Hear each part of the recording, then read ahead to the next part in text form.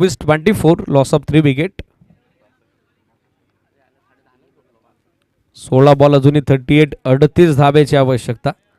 लक्ष फार मोठं आहे. शॉर्ट बॉलचा वापर यावेळेला बॅकफुटवर जात असताना कट केलाय. काल झेल पकडलाय. Stunning and spectacular but taken confidently by that fielder. फिल्डिंगचा जो दर्जा आहे क्षेत्ररक्षणाचा ते स्टँडर्ड आहे ते जपले प्रमोदनं आणि डाईव्ह लगावत असताना ऑस्ट्रेलियन स्टाईल हा पकडलाय लाजवाब झेल. Catch of the tournament, catch of the day म्हटलं तरी देखील वावगं ठरणार नाही. फलंदाज बाद. संकेत परततोय माघारी.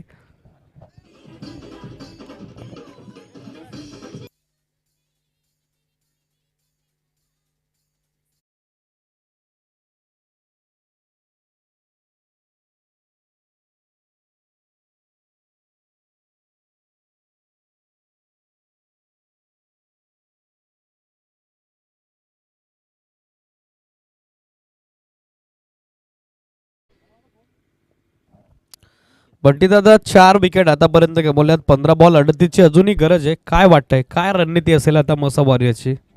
नक्कीच सांगायला आवडेल. सामना अजूनही कोणाच्या दिशेने झुकलाय हे आपण सांगू शकत नाहीत, परंतु मसा वॉरियर्सला जर जिंकायचे असेल मोठ्या फटक्यांची आवश्यकता आहे.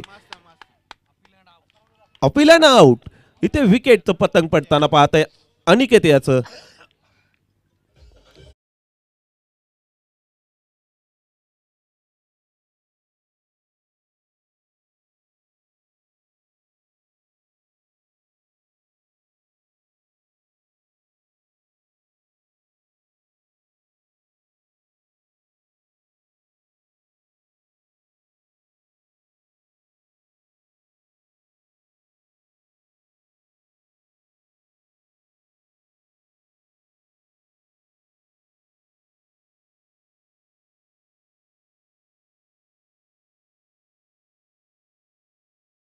आणि अनिकेतची विकेट गेल्यानंतर त्याची जागा घेण्यासाठी चालेल त्या अमोल आणि गोलंदाज मेजर विनोद यांना विकेट हॅट्रिकची संधी आहे या ठिकाणी.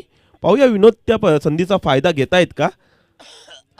आणि जर मसा वॉरियर्स संघाला हा सामना जिंकायचा असेल तर मोठे फटक्यांची आवश्यकता आहे. एक दुजा घेऊन काही होणार नाही या ठिकाणी. काय वाटतंय सर, एक दुजाने होईल का काही? गल्लीपासून दिल्लीचा प्रवास करायचा आहे तर आता एस टी बस, 2 व्हीलर 4 व्हीलरनं प्रवास करून चालणार नाही. एअर स्ट्राईक नितांत गरजेची आहे. आवश्यक आहे हवाई हल्ला. विकेट हॅट्रिकची संधी बॅटची कड आहे आणि फलंदाज होतोय बाद. आंबेगावकर चषकात लाजवाब कामगिरी करतोय स्वतः संघनायक मेजर विनोद. त्यानं कॅरी केली आहे स्पर्धेतील विकेट हॅट्रिक. आंबेगावकर चषकात सध्या दबदबा त्याच्या गोलंदाजीचा. लागोपाठचा तिसरा फलंदाज बाद. नक्कीच या ठिकाणी आंबेगाव चषकातील ही तिसरी विकेट हॅट्रिक आपल्याला पाहायला मिळते सर. खूप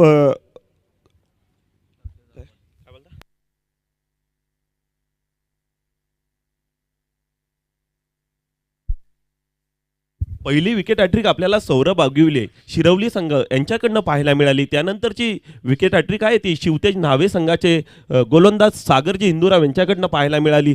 त्यानंतर आता तिसरी विकेट हॅट्रिक आपल्याला पाहायला मिळते ती मेजर विनोद यांच्या